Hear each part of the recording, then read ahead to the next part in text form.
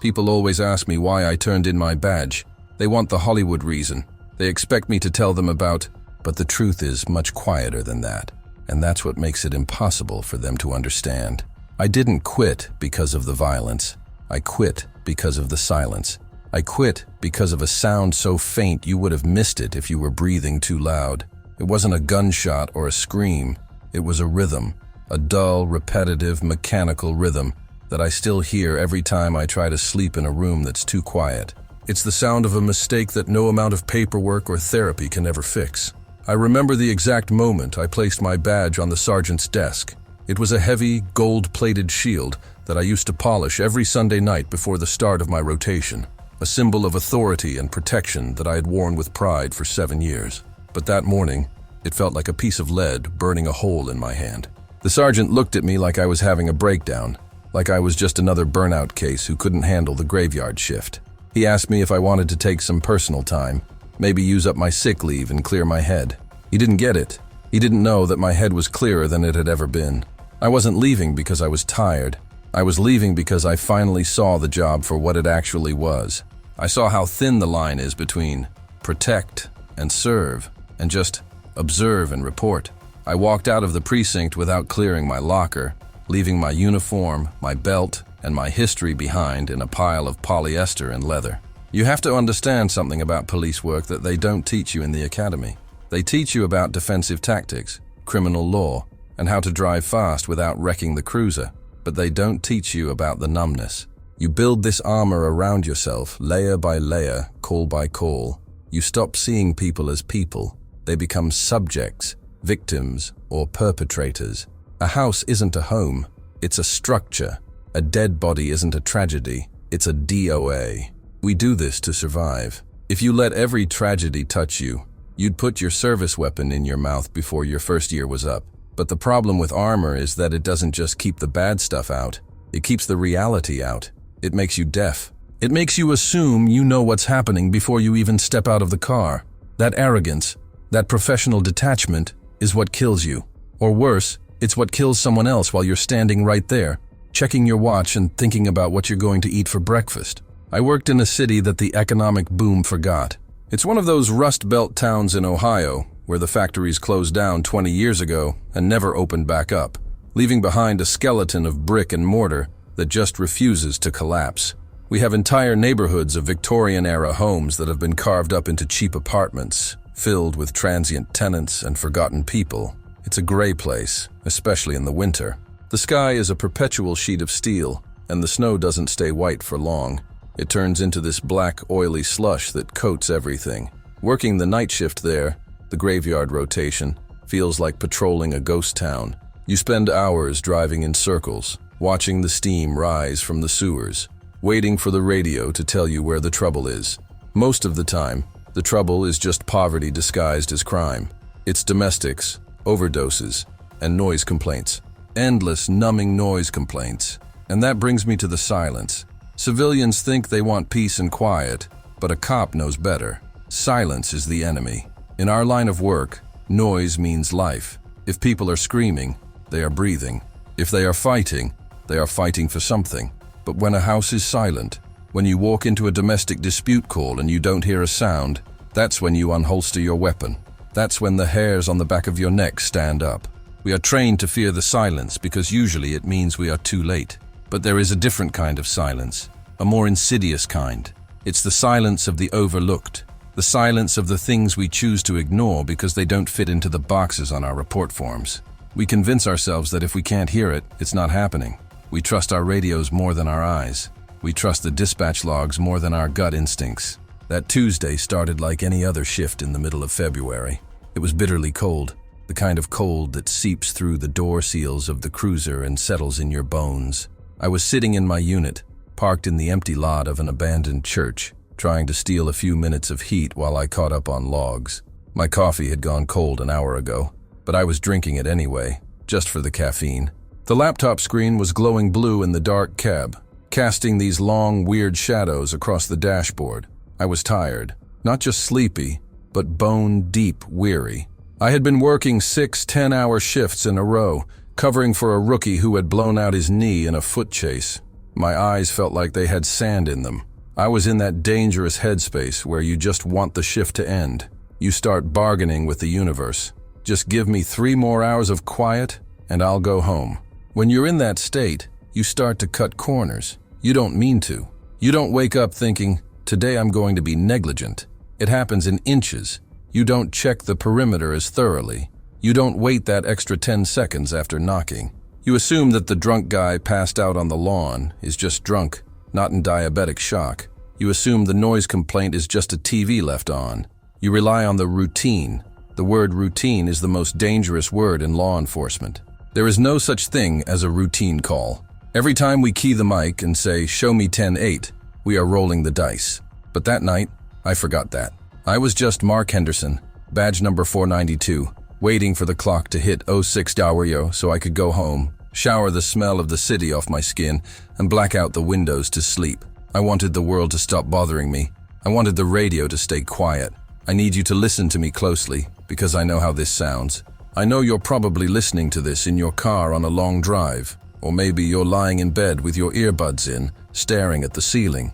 You feel safe because you think there are systems in place to protect you. You think that if something goes wrong, if you scream, someone will come. And we will. We'll come with lights flashing and sirens wailing. But what if you can't scream? What if the only signal you can send is so small, so insignificant, that it gets filtered out as background noise? What if the person sent to save you is too tired, too cold, and too cynical to look past the obvious? We aren't heroes.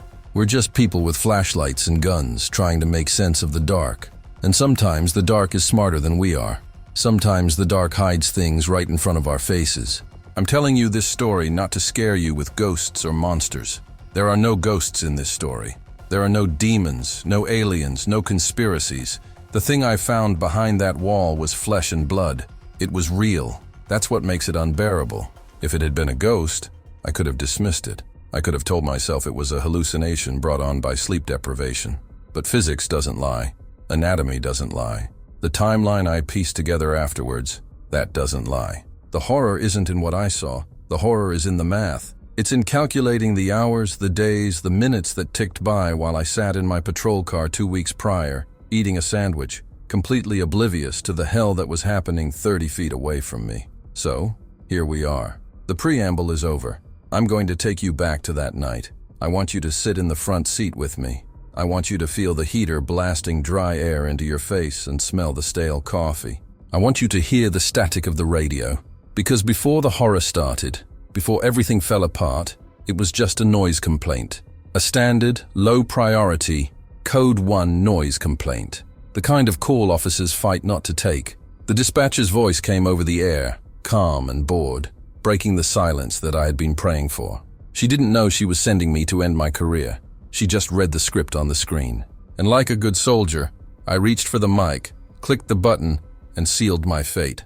It was 03:15 in the morning, a time that cops and nurses affectionately refer to as the dead hour.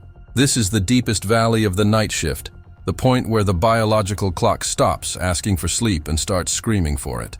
Outside my cruiser, the city was locked in a deep freeze, battered by a relentless February wind that whipped off the lake and turned the streets into tunnels of ice. The snow had stopped falling hours ago, but the wind was picking up the dirty, gray slush from the gutters and throwing it against my windshield.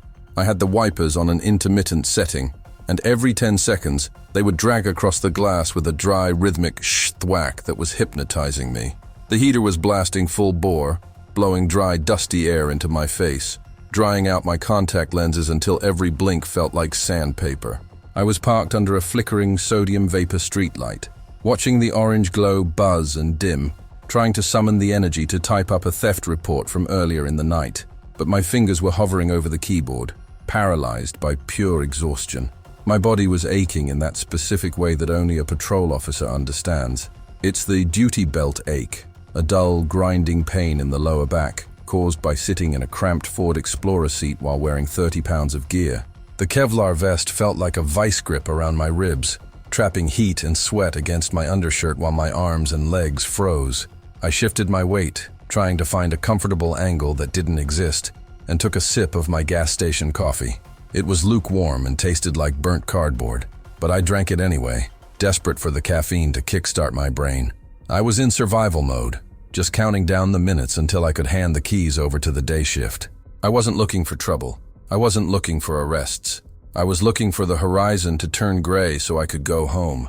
In my head, the night was already over. I had mentally checked out, convinced that the city had run out of energy to throw anything else at me. Then the radio shattered the peace. The squelch of the carrier wave cut through the hum of the heater, followed by the dispatcher's voice. It was Brenda, a veteran dispatcher who sounded like she was smoking a cigarette while she talked, her voice raspy and utterly unimpressed by anything happening on her screen. 2 Baker 12, she drawled, her tone flat. Copy a call for service. 4400 block of East 4th Street. Noise complaint.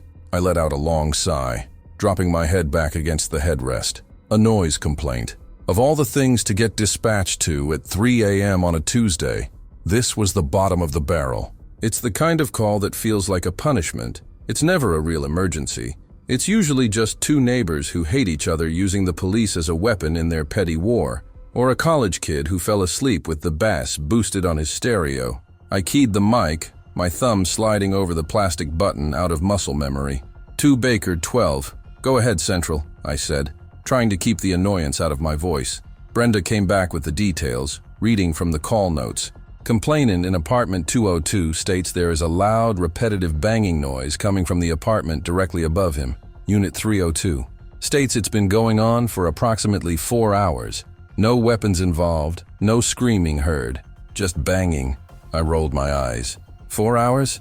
If it had been going on for 4 hours, why were they calling now? That's the classic pattern of the exaggerated report. People wait until they're frustrated. Then they call 911 and inflate the timeline to make us get there faster. I pictured the scenario, a radiator clanking in an old building, or maybe a cat knocking things over. 2 Baker 12, show me en route, I muttered into the mic, putting the cruiser into drive. I didn't flip on my lights or siren.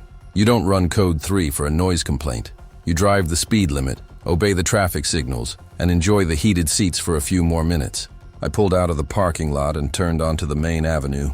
The city was a ghost town. The storefronts were dark, the traffic lights were blinking yellow for caution, and the only other movement on the road was a solitary snowplow scraping sparks off the asphalt 3 blocks ahead. I drove on autopilot, my hands steering the wheel without conscious thought. I knew every pothole on this route, every blind corner. The car felt like a boat floating down a river of black asphalt, disconnected from the reality of the freezing night outside. As I drove, I started building the pre-call bias that gets cops in trouble. I was already writing the report in my head before I even arrived. I decided it was going to be a civil dispute. I'd knock on the door, tell whoever was making the noise to knock it off, tell the neighbor to buy some earplugs, and clear the call as problem solved. It was a coping mechanism. If I convinced myself it was nothing, I didn't have to spike my adrenaline. I could stay in this low-energy state. I wasn't thinking about safety. I wasn't thinking about ambush zones or fatal funnels. I was thinking about how annoying it was to have to get out of the car into the wind chill for something so trivial. I was thinking about the paperwork. I was thinking about my bed. The neighborhood I was heading to, the East 4th Street district, was a relic of a better time. It was a grid of massive 3-story brick tenement buildings built in the 1920s for steelworkers. They were sturdy, ugly buildings with fire escapes zigzagging down the front facades and narrow alleyways filled with overflowing dumpsters. It was a transient area now, full of short-term leases and absentee landlords, the kind of place where people moved in and out in the middle of the night and nobody knew their neighbors' names. I turned onto the street, the cruiser's tires crunching over the packed snow. It was narrow, lined on both sides with parked cars buried under drifts of white powder. I had to weave the cruiser carefully down the center, mirrors inches away from the side mirrors of the parked vehicles. I scanned the addresses, the spotlight on my A-pillar cutting a cone of white light through the darkness. 4410, 4412, 4414. There it was, a looming block of red brick with a rusted front door and a single light bulb buzzing in the entryway. The building looked asleep. There were no lights on in the windows on the 3rd floor. No flashing strobes from a TV, no shadows moving behind blinds. It was completely dark. This reinforced my theory that the call was bogus. Usually, If there's a party or a disturbance loud enough to generate a 911 call, you can hear it from the street. You can see the evidence. But here, nothing but the wind howling between the buildings and the distant hum of the highway. I parked the cruiser double-parked in front of the entrance. There was nowhere else to go, and killed the engine. The silence rushed back in as soon as the motor died. I sat there for a moment, postponing the inevitable. I checked the computer screen one last time.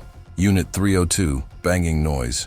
I sighed, unbuckled my seatbelt, and opened the door.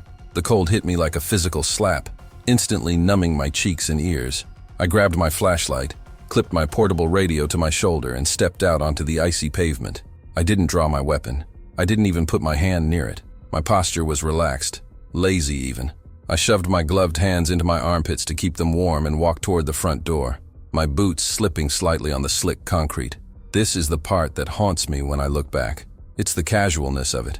I walked into that building with the confidence of someone who thinks they know exactly how the world works. I was annoyed, I was cold, and I was arrogant. I wasn't listening for danger. I was listening for an excuse to leave. I buzzed the intercom for apartment 202, the complainant, and waited, stomping my feet to keep the blood moving. If I had known what was waiting for me on the third floor, if I had known what that silence was actually hiding, I never would have walked through that door alone. But you don't know. You never know. You just adjust your collar, roll your eyes, and walk straight into the nightmare. The buzzer buzzed me in with a harsh electric rasp that echoed in the empty vestibule, sounding more like a warning than a welcome. I pulled the heavy steel security door open, and it groaned on rusted hinges, fighting me every inch of the way before slamming shut behind me with a finality that made me jump. The smell of the building hit me instantly. A stagnant, suffocating cocktail of stale tobacco smoke, boiled cabbage, and that peculiar sweet rot of damp drywall that you only find in buildings the city has stopped caring about. The hallway was a tunnel of beige linoleum and peeling paint, illuminated by fluorescent tubes that flickered with a sickly yellow buzzing light. It was the kind of place where hope goes to die, where the air itself feels heavy and used up.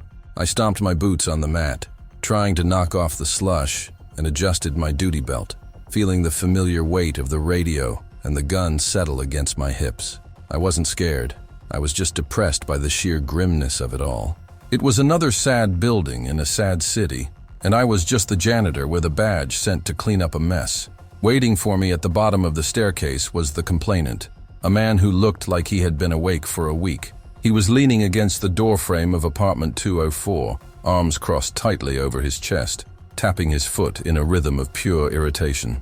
He was wearing a faded plaid bathrobe over a stained t-shirt, and his gray hair was sticking up in wild tufts on one side of his head where he had been trying to sleep.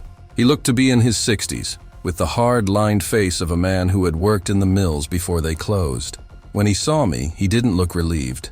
He looked annoyed that I hadn't teleported there the second he hung up the phone. He checked his watch, a dramatic gesture, considering it was 3:20 in the morning, and then glared at me with bloodshot eyes. This is the standard greeting for patrol officers. We are never there fast enough, and we are personally responsible for everything that goes wrong in a taxpayer's life. About time, he grunted, his voice rough with sleep and cigarettes. I called 20 minutes ago. You guys stopping for donuts or what? I ignored the jab. I've heard it 1,000 times, and arguing with an exhausted civilian is a losing game. I got here as fast as I could, sir, I said, keeping my voice level and professional, using the officer presence tone designed to de-escalate without conceding anything. You're the caller for the noise complaint? Mister, I glanced at my notepad, though I didn't really need to. Mr. Miller? He nodded aggressively. Yeah, I'm Miller. And I gotta be up for work in 2 hours. I drive a truck. You think I can drive a truck when I haven't slept a wink because of the lunatic upstairs? He jerked a thumb toward the ceiling, his hand shaking slightly from either the cold of the hallway or pure rage. Tell me about the noise, I asked, stepping a little closer but keeping a tactical distance. Is it a party? Loud music? Arguing? I was trying to categorize the call, trying to figure out if I was walking into a domestic violence situation or just a drunk playing Xbox too loud. Miller shook his head violently. No, it ain't a party. A party I could handle. I'd just go up there and yell at him. This is different. His expression changed then. The anger drained out of his face just a little bit, replaced by something that looked like confusion. maybe even a hint of unease. It's just a banging, but it's not like they're fixing anything. It's rhythmic. It's been going on since 10 o'clock. Thump, wait, thump, like that, over and over. It doesn't speed up, it doesn't slow down. It's driving me crazy. I looked up at the ceiling, listening. The hallway on the second floor was quiet, insulated by the heavy plaster of the old construction. "I don't hear anything right now," I said, which was the wrong thing to say. Miller's face turned red. "That's because you're down here. Go up there. It's right above my bedroom. It sounds like someone is dropping a bowling ball on the floor, waiting 10 seconds and doing it again. And the guy who lives there? I haven't seen him in weeks. I thought the place was empty. Maybe it's a squatter. Just go up there and make it stop so I can get some sleep." He looked desperate now, the bluster gone. He wasn't just an angry neighbor. He was a man at the end of his rope, tormented by a sound he couldn't explain. "All right, sir. Go back inside. I'll go up to 304 and check it out. If I need anything else, I'll knock." I dismissed him, eager to get away from his frantic energy. He muttered something about tax dollars and retreated into his apartment, slamming the deadbolt home the second the door was closed. Now it was just me in the building. I turned toward the stairs. The staircase was narrow, wooden steps covered in frayed runner carpet that smelled of mildew. I started the climb to the third floor. My boots landed heavy on the steps, the creaking wood announcing my arrival to anyone who might be listening. I wasn't trying to be stealthy. In a noise complaint, you usually want the suspect to hear you coming. It gives them a chance to turn the music down and pretend they were asleep, which saves everyone a lot of paperwork. As I ascended, the atmosphere shifted. You learn to sense changes in air pressure and temperature in this job. The second floor had been cold, but the air on the staircase leading to the third floor felt absolutely frigid, a stillness that settled into your lungs. The building grew quieter with every step. The distant hum of the refrigerator in Miller's apartment faded away.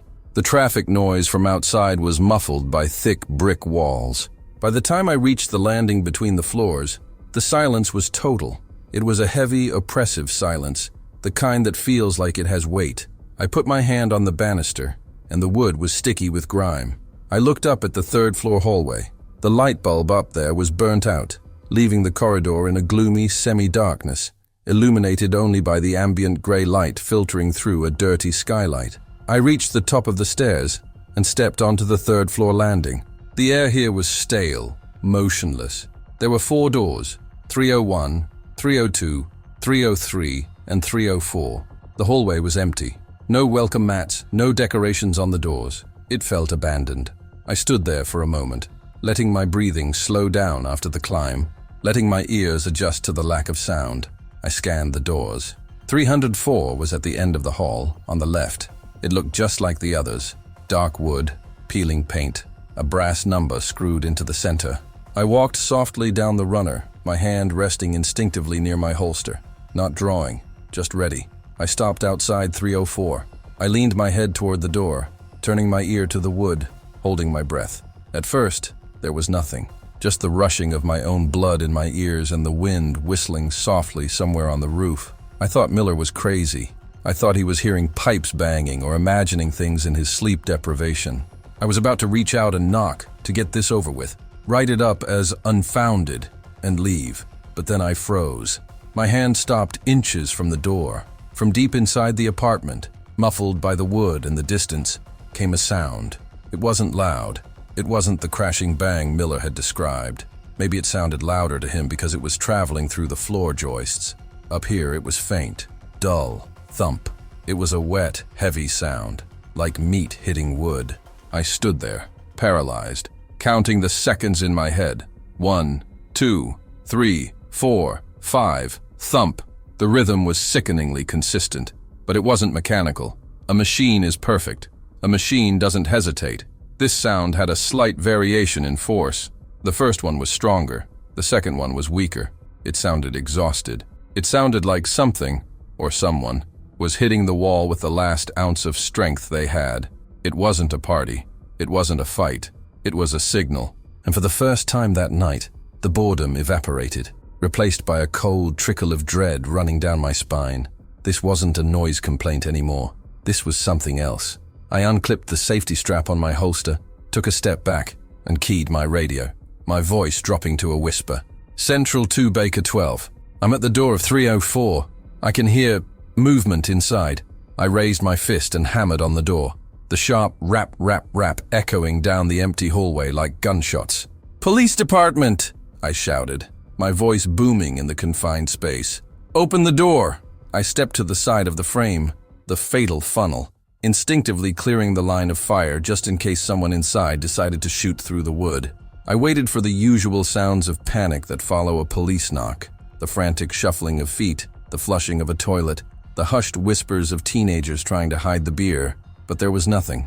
No footsteps, no creaking floorboards, no voice shouting. "Just a minute." The apartment held its breath. I stood there, my hand hovering near my weapon, waiting for the reaction. In my experience, nobody ignores the police at 3 a.m. unless they're dead or they're waiting for you. Then came the sound again. Thump. It hadn't stopped. It hadn't sped up. It hadn't paused to listen to me. It just continued its slow, maddening rhythm, completely indifferent to my presence. That was the first thing that felt wrong. If there was a person in there, a squatter, a junkie, an angry neighbor, they would have reacted. They would have frozen in place to avoid detection, or they would have yelled at me to go away. But this was the behavior of a machine, or someone so checked out of reality that the shouting of an armed officer didn't register. I banged on the door again, harder this time, enough to rattle the frame. "Police, I hear you in there. Come to the door now, or I am going to make entry." I leaned in, putting my ear to the crack between the door and the jamb. Thump. Still the same pace. Still the same dull, wet impact. I took a step back, the hair on my arms standing up inside my jacket. This wasn't a party. I keyed my radio, needing to anchor myself back to reality. I needed information before I kicked in a door and found myself in a lawsuit or a shootout. "Central 2 Baker 12, I whispered, keeping my eyes locked on the brass number 304. "Can you run a premise history on this address? Verify the occupant for apartment 3 initial 4. I have movement inside, but negative verbal contact." The radio clicked, a burst of static that felt like a lifeline to the sane world outside. "Copy, 2 Baker 12. Stand by for premise check." I waited in the dim light, the silence of the hallway pressing in on me. The wait for a dispatch return always feels like hours, even when it's only seconds. You're standing there exposed, your only connection to help being a plastic box on your shoulder. While I waited, I looked closer at the door. If someone was inside, they had to have entered somehow. I checked the lock. It was an old deadbolt, the brass tarnished and scratched, but there were no fresh pry marks. The wood around the striker plate wasn't splintered. There were no scratches from a lockpick tension wrench. In fact, looking at the bottom of the door, I saw a thin, undisturbed line of gray dust settling on the threshold. A spider had spun a web in the upper corner of the door frame, anchoring it to the door itself. It was intricate, thick with dust, and completely intact. That web had been there for weeks, maybe months. If anyone had opened this door recently, that web would be torn. The realization hit me in the gut. Nobody had walked through this door in a long time. The radio crackled back to life, breaking my concentration. 2 Baker 12. Return on premise history. Brenda's voice was dry, cutting through the eerie atmosphere. "City records show apartment 3 Maro 4 is listed as vacant. Property was foreclosed by Fifth Third Bank 4 months ago. Previous tenant was evicted in October. Utilities were cut at the pole in November. We have no active subscriber info for that unit." I stared at the door. Vacant. Foreclosed. No power. No water. So who the hell was inside making that noise? "Central, confirm vacant status," I said, my voice tight. "I have audible disturbance coming from the interior. Are there any notes on squatters or recent break-ins?" "Negative, Baker 12. No calls for service at this address in 6 months prior to tonight. Landlord is listed as a holding company out of state."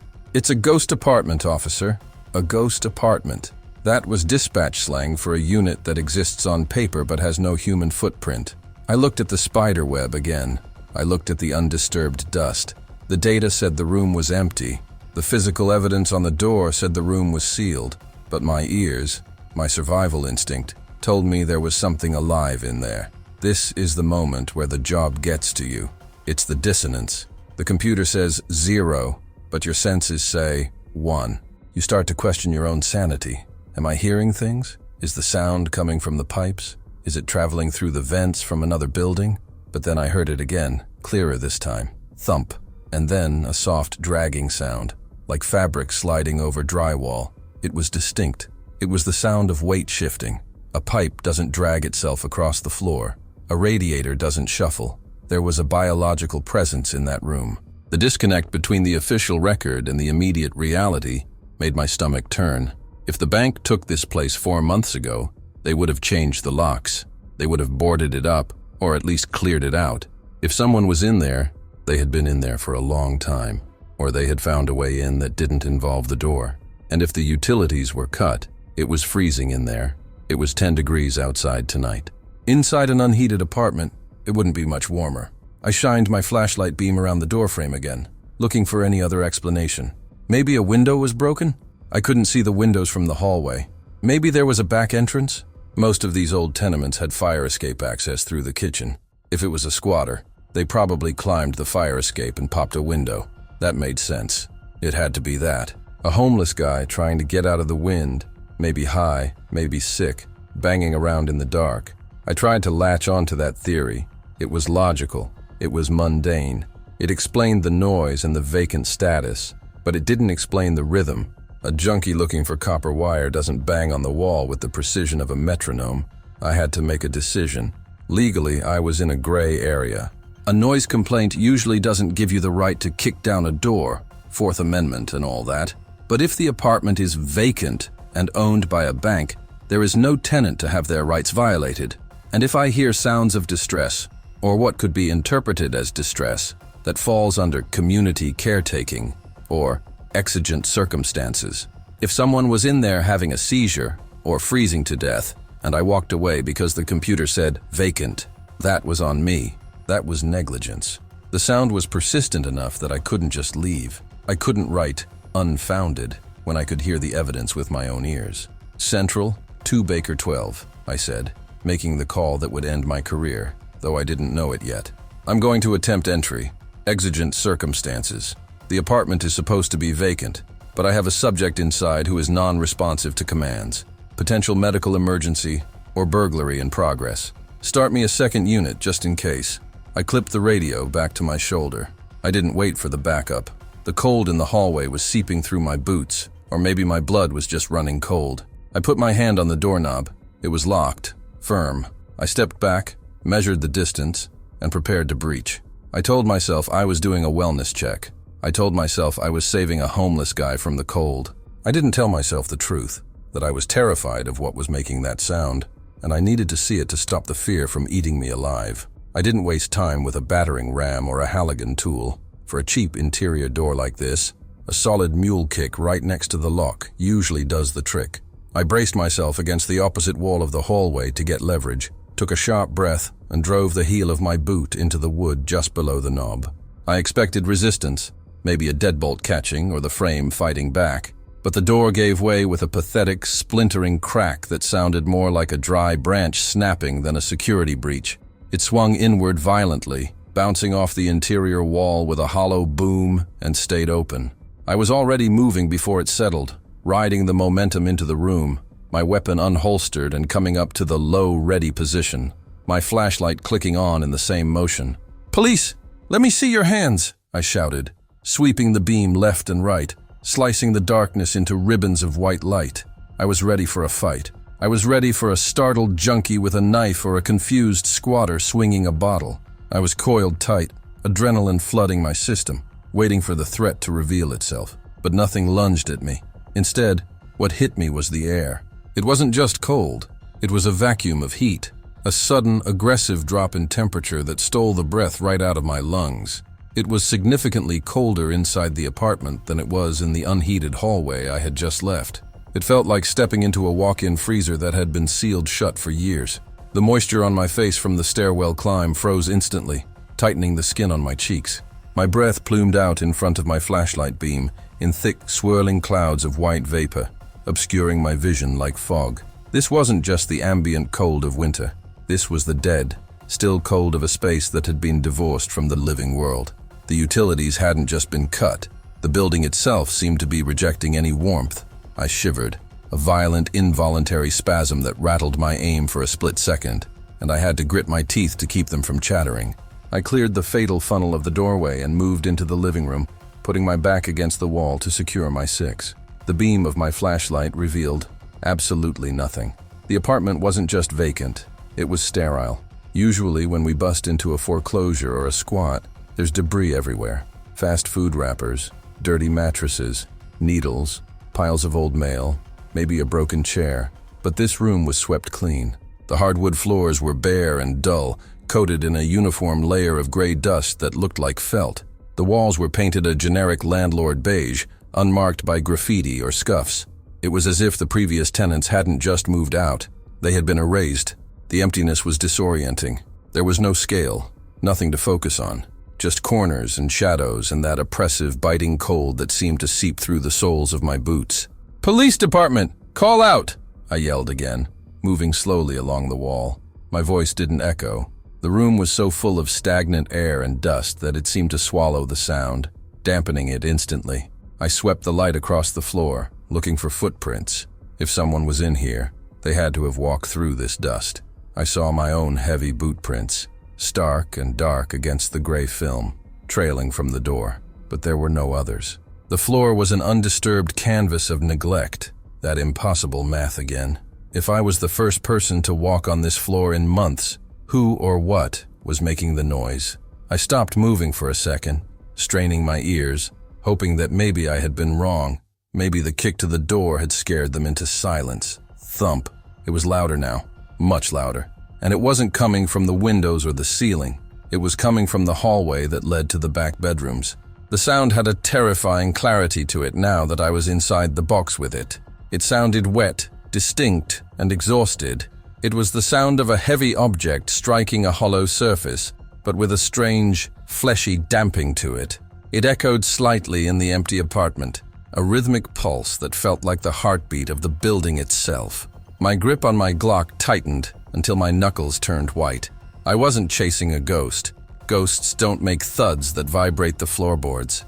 Someone was back there, and they were either ignoring me or they were incapable of stopping. I advanced toward the hallway, moving with the sliding, shuffle step we're taught to keep our balance and aim steady. I checked the kitchen as I passed it on my right. It was a small galley style, stripped bare. The refrigerator was gone, leaving a dark, rectangular stain on the linoleum. The stove was gone, just a gas pipe capping jutting out of the wall like a stubbed finger.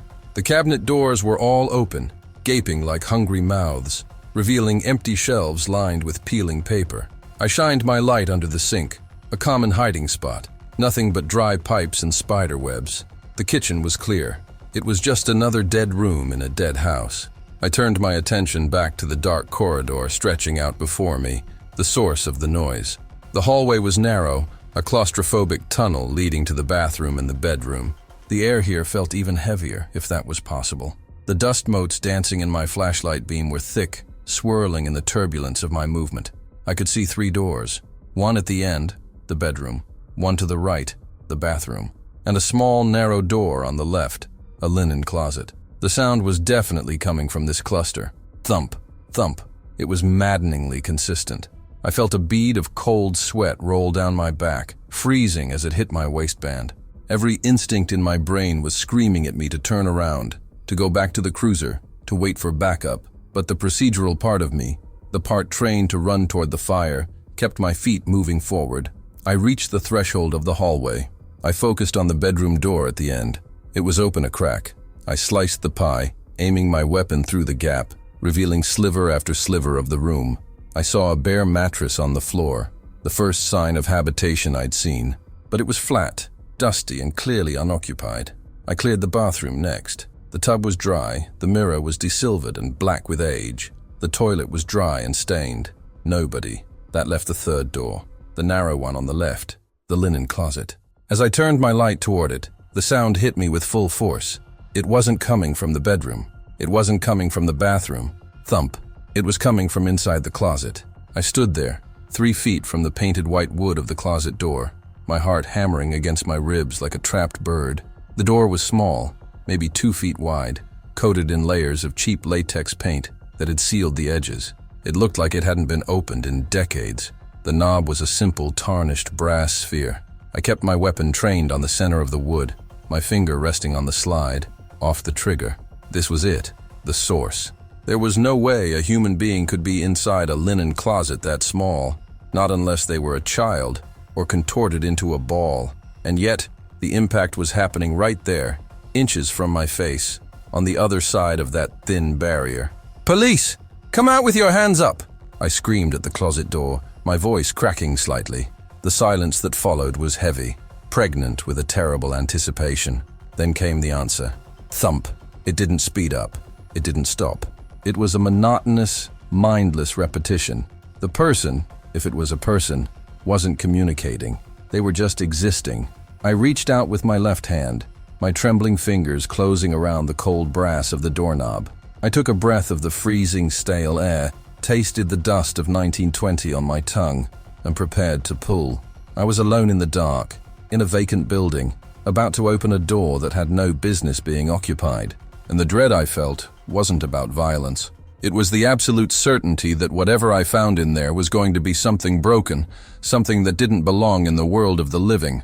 I gripped the cold brass knob, took a breath that tasted of decades-old dust, and yanked the door open in one fluid motion, stepping back instantly to create distance. I had my weapon raised, my finger indexing the frame, ready to shout commands at whoever was huddled inside. I expected a scream, a lunge, a frantic scramble of limbs, anything that signaled a human reaction to being cornered. But the door swung wide, hitting the stop with a dull clack, and revealed nothing. It was just a closet, a shallow, empty space with 3 wooden shelves painted the same peeling white as the trim. There was no one crouching on the floor. There was no one hiding on the top shelf. It was completely, undeniably empty. My brain stuttered for a second, trying to reconcile the adrenaline spike with the visual absence of a threat. For a heartbeat, I thought I had lost my mind, that the isolation and the graveyard shift had finally cracked my perception of reality. But then, the sound happened again. Thump. It didn't come from the empty air of the closet. It came from the back wall of the closet itself. I lowered my weapon slightly and leaned in, shining my light past the empty shelves. The vibration was palpable. I could feel it in the floorboards under my boots. The sound wasn't coming from the bedroom next door, and it wasn't coming from the apartment above. It was originating from a point directly behind the plasterboard at the rear of this tiny storage space. I pressed my hand against the back wall of the closet. The plaster was cold, damp, and felt strangely soft to the touch. When the next impact came, thump, I felt the wall jump against my palm. Something was hitting this specific patch of drywall from the other side. I stepped back out into the hallway and quickly visualized the layout of the building in my head. This was an old tenement, built in the 20s, and carved up into smaller units in the 70s. The renovation work in these places was always shoddy, done by slumlords looking to maximize rent. I looked at the door to the bathroom on my right, and the bedroom at the end of the hall. The geometry didn't add up. There was a gap, a dead space, between the back of this linen closet and the plumbing wall of the bathroom next door. It was maybe 2 feet wide, a void created when they partitioned the rooms, probably to hide old utility stacks or a sealed-off chimney chase. It wasn't a room. It wasn't even a crawl space. It was a structural mistake, a pocket of air sealed off from the world, and someone was inside it. The realization hit me with a wave of nausea. If someone was in there, there was no door. I ran the beam of my flashlight up and down the frame of the closet. No seams, no hidden latches. The paint was thick and unbroken. This wasn't a panic room or a hideout. It was a tomb. The sound, thump, came again, weaker this time, dragging against the studs. The dampness I had felt on the wall wasn't just humidity. The plaster was rotting from the inside out. I could smell it now, a sharp, pungent odor drifting through the cracks in the paint. It smelled like wet copper, mildew, and concentrated ammonia-heavy urine. It was the smell of captivity. I holstered my weapon. I didn't need a gun anymore. I needed a demolition tool. "I'm coming in!" I shouted at the wall, my voice echoing weirdly in the small closet. "Stay back. I'm going to breach the wall." There was no verbal response, just a pause in the rhythm, as if the person on the other side was listening, or maybe they just didn't have the energy to understand. I didn't have a sledgehammer or a crowbar, so I used the only tool I had, my size 12 standard-issue boot. I braced myself against the doorframe, grabbed the shelving for leverage, and drove my foot into the center of the back wall, right where I had felt the vibration. I expected the resistance of lath and plaster, but the wall was so water-damaged and decayed that my foot punched through it like it was wet cardboard. A cloud of white dust and black mold spores exploded into the air, choking me.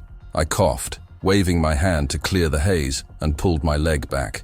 A jagged hole, about the size of a basketball, now gaped in the back of the closet. The smell that poured out of that aperture was horrific, a concentrated blast of human filth and stale, freezing air that made my eyes water.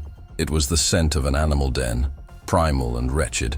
I clicked my flashlight to its brightest setting and aimed it straight into the darkness of the hole. My heart was hammering in my throat, a frantic drumbeat of dread. I didn't want to look.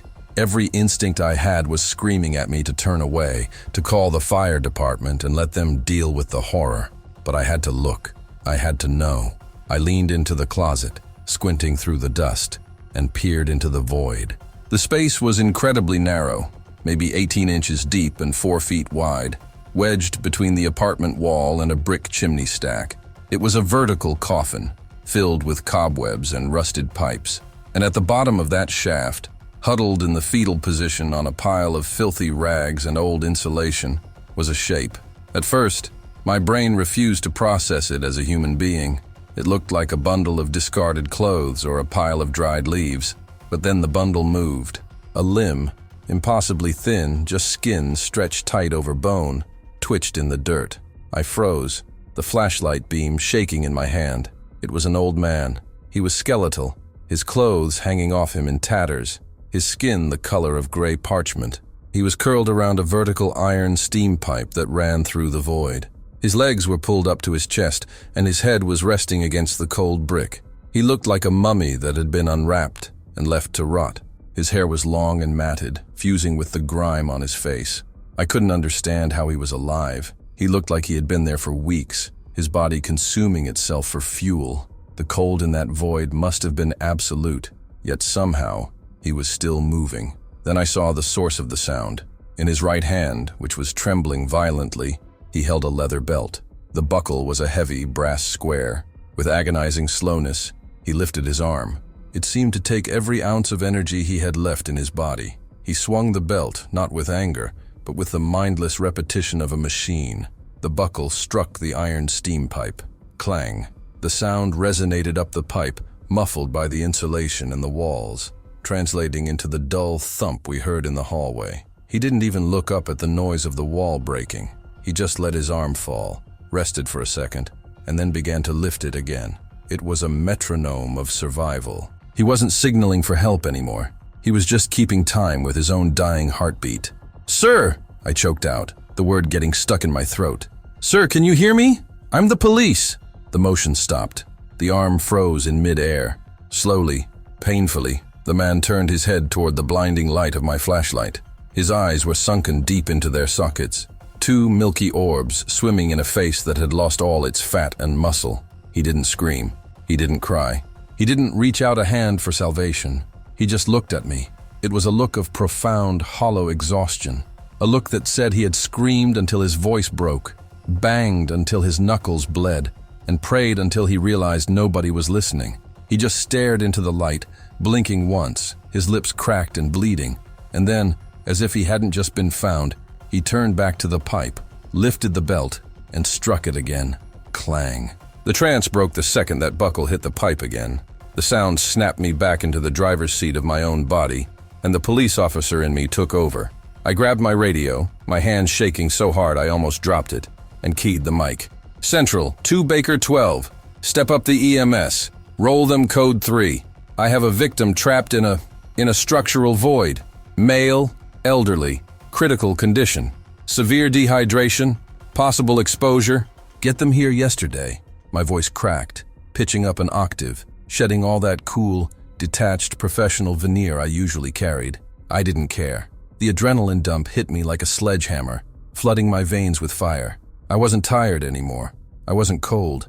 I was singularly focused on getting that wall down before the man inside took his last breath. I holstered the radio and went to work on the drywall with my bare hands. I didn't wait for the fire department. I hooked my gloved fingers into the jagged hole I had kicked open and pulled. The water-damaged plaster crumbled like wet cake, tearing away in large, dusty chunks. I kicked the studs, snapping the rotted wood, ignoring the splinters and the nails snagging my uniform. I was tearing the apartment apart, widening the aperture until it was big enough to drag a body through. The man didn't flinch at the violence. He didn't cover his head or look at the debris raining down on him. He just kept staring at the pipe, his arm twitching with the muscle memory of that endless, rhythmic tapping, even though he no longer had the strength to swing the belt. "I've got you, buddy, I'm right here," I kept saying, over and over, like a mantra. I don't think he understood me. He was too far gone, existing in a twilight state between life and death where words had no meaning. I reached in and touched his shoulder. It felt like touching a bag of twigs wrapped in parchment paper. There was no warmth, no resistance. He was freezing, literally ice cold to the touch. I knew I couldn't just yank him out. His skin was so papery it looked like it would tear if I grabbed him too hard. I had to wait for the medics, but waiting felt like murder. I unzipped my patrol jacket and draped it over him as best I could, trying to trap whatever residual heat was left in his core. He stopped tapping then. He just leaned into the warmth of the polyester, his eyes fluttering closed. The sound of sirens cut through the silence of the night, growing louder and louder until they filled the room, wailing from the street below. Then came the heavy, chaotic thumping of boots on the stairs. It's a sound every cop loves, the cavalry arriving. The door to the apartment burst open, and suddenly the room was full of noise and light and motion. Firefighters in heavy turnout gear, paramedics with jump bags and portable oxygen tanks, their radios chirping with that chaotic digital squawk. The silence of the void was shattered by shouted commands and the clattering of equipment. "Where is he?" the lead medic barked. I pointed to the hole in the wall, stepping back to give them room, feeling suddenly useless now that the experts were here. "Jesus Christ," the medic whispered when he shone his light into the hole. The professionalism dropped for just a second, replaced by pure human horror. But they recovered fast. They moved with a practiced, aggressive efficiency. 2 firefighters grabbed the edges of the wall and ripped the remaining studs out to create a wide berth. The medics moved in, sliding a backboard into the dirt. I watched them work, mesmerized. They treated him like he was made of glass. Watch the head. On 3. 1, 2, 3. They lifted him out of his tomb, and for the first time he was fully illuminated by the room lights. He was smaller than I thought, emaciated. His clothes were practically fused to his body. The smell that wafted off him filled the entire apartment, silencing the room for a heartbeat. As they worked on him, cutting away his shirt to place EKG leads on his chest, one of the medics noticed something. "Look at his mouth," he said, pointing to the man's cracked, bleeding lips. They were swollen, but there was moisture there. "And look at the pipe." I looked. The iron steam pipe he had been curled around was covered in condensation, tiny droplets of water sweating off the cold metal. "That's how he's alive," the medic said, shaking his head in disbelief. "He's been licking the condensation off that pipe. That's the only water he's had. If that pipe had been dry, he'd have been dead a week ago." The realization hit me hard. The rhythmic tapping wasn't just a signal. He was hugging that pipe because it was his only source of life. They loaded him onto the stretcher, strapping him down, wrapping him in thermal blankets and pumping warmed saline into his veins. "He's bradycardic. Heart rate is in the 30s, the medic shouted to his partner. "Let's move. We're losing him." They wheeled him out into the hallway, the stretcher rattling over the threshold. I followed them, grabbing my jacket which had fallen to the floor. As we passed the second floor, Mr. Miller, the angry neighbor, was standing in his doorway, watching the procession. His face wasn't angry anymore. It was pale, his mouth hanging open as he watched the skeletal figure roll past. He looked at me, his eyes wide. Was that the noise?" he whispered. I didn't answer him. I couldn't. I just nodded and kept walking. We got him into the back of the ambulance, the red and white lights strobing against the brick buildings, painting the snow in flashes of color. I watched them close the doors. The engine roared, and the ambulance took off, siren wailing, disappearing around the corner toward St. Mary's Hospital. I stood there in the middle of the empty street, my breath pluming in the air, listening until the siren faded into the distance. The street was quiet again. The snow was still falling, but the tension was gone. The knot in my stomach uncoiled, replaced by a sudden, overwhelming wave of exhaustion. My knees felt weak. I sat on the bumper of my cruiser, putting my head in my hands, letting the adrenaline drain out of me. After a few minutes, I stood up and walked around to the driver's side. I climbed in and shut the door, sealing myself back inside the warm, familiar cocoon of the patrol car. I turned the heater up and rubbed my hands together, trying to get the feeling back in my fingers. I felt good. I felt lighter. This is the drug of the job, the save. It wipes away all the bad calls, all the paperwork, all the boredom. I had found a man who was buried alive. I had listened when nobody else did. I had kicked down a door based on a hunch and saved a life. I imagined the commendation letter. I imagined the feeling of telling the sergeant, yeah, it was listed vacant, but I knew something was wrong. I opened my laptop to start the report. The cursor blinked on the blank white screen, waiting for my narrative. I felt a surge of pride. This was good police work. This was why I took the oath. I typed the date and time. Case number 49, 2 and 10. Location, 444 E 4th St. Apt 304. I needed to check the premise history one more time to get the exact dates of the foreclosure for my notes. I wanted to be thorough. I wanted this report to be perfect. I navigated to the Call History tab for the address, scrolling back past tonight's entry. I was humming to myself, a little tune of victory, feeling like a hero. I had no idea that the next line of text I was about to read would destroy me. I sat there in the driver's seat, the laptop screen casting a cold blue glow over my face, feeling the warmth of the heater blowing against my numb fingers. I felt like a king. There is a specific high that comes after a successful rescue, a rush of endorphins that makes you feel invincible, like you've cheated death itself. I had pulled a man out of a tomb. I had trusted my gut when the data told me to walk away. I was already composing the narrative in my head, the heroic language I would use to describe the breach and the discovery. I was going to be the guy who didn't give up. I opened the incident report form, the cursor blinking expectantly in the narrative field. But before I could start typing my victory lap, I needed to fill in the administrative details. I needed to know the exact date the bank took possession of the property to establish a timeline for how long the victim might have been trapped. I tabbed over to the premise history screen. This is a log of every police interaction at a specific address going back 5 years. I scrolled past tonight's call, 03:12 a.m., noise complaint, Unit 2 Baker, 12. I scrolled past a few parking violation tags from last summer, and then I stopped. My finger hovered over the touchpad, and the breath caught in my throat. There was an entry from 14 days ago, February the 2nd, 23:45 hours. The call type was listed as welfare check. The notes read, caller in Apt 202 reports hearing muffled shouting and banging coming from Apt 304. States it sounds like someone is stuck. My heart skipped a beat. 2 weeks ago, the man hadn't just been tapping. Back then, he had been strong enough to scream. He had been strong enough to call for help with his voice. I looked at the disposition code for that call. It was marked 1098 unfounded. That means the officer arrived, checked the scene, found no evidence of a problem, and cleared the call. Unfounded. It's the code we use for false alarms, for hallucinations, for nothing to see here. I felt a flash of anger at the lazy cop who had taken that call.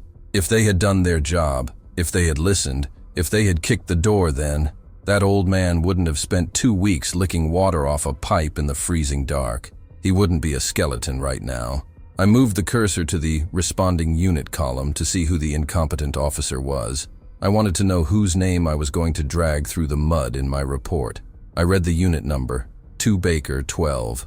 I read the officer ID, 492, Henderson. The world stopped. The hum of the engine, the static of the radio, the wind outside, it all vanished into a high-pitched ringing in my ears. I stared at the screen, waiting for the letters to rearrange themselves, waiting for it to be a mistake. But it wasn't. I remembered that night instantly. It washed over me like a bucket of ice water. February the 2nd. It was a Tuesday. It was raining. That freezing rain that coats the road in black ice. I had been working a double shift to pay for my daughter's braces.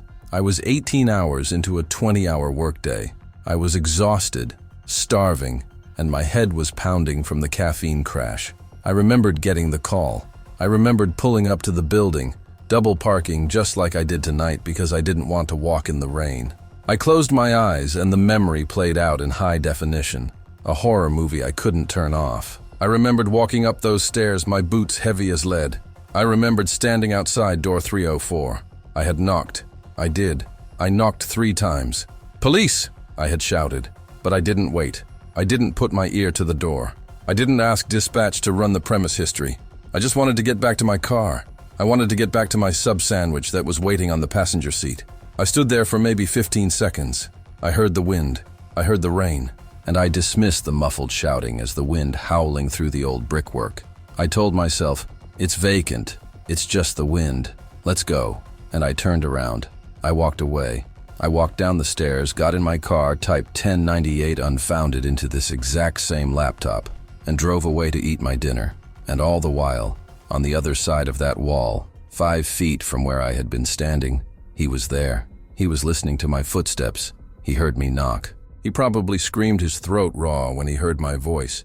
He must have thought, thank God they're here. I'm saved. And then, he heard my boots walking away. He heard the heavy front door slam shut. He heard my engine fade into the distance. I didn't just leave him there. I gave him hope. And then, I extinguished it. That was the moment he stopped screaming. That was the moment he realized nobody was coming. That was when he picked up the belt and started tapping. The nausea hit me so hard I had to open the cruiser door and lean out, retching onto the snow. My body was trying to purge the guilt, but you can't throw up a memory.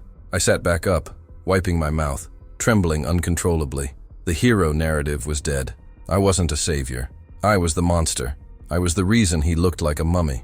I was the reason he had spent 336 hours in a pitch-black coffin, freezing, starving, drinking condensation, and slowly going mad.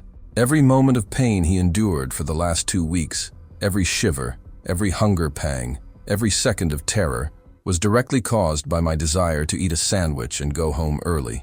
I had sentenced him to torture because I was tired. I looked down at the badge pinned to my chest. Officer Mark Henderson. It felt like a lie. It felt like a costume. I couldn't wear it. I physically couldn't have it on my body for another second. My fingers fumbled with the clasp, unpinning it with frantic, clumsy movements. I pulled it off and held it in my hand. It was heavy, cold metal, but it felt like it was burning my skin. I looked at the uniform, the polyester, the utility belt, the tools of the trade. It was all a sham. We talk about protect and serve, about the thin blue line, but the line isn't blue. It's a line of paperwork. It's a line of apathy. It's a line of people doing the bare minimum because they've seen too much to care anymore. And I had crossed it. I had become the thing I despised, a bureaucrat with a gun. The sun was starting to come up over the city skyline.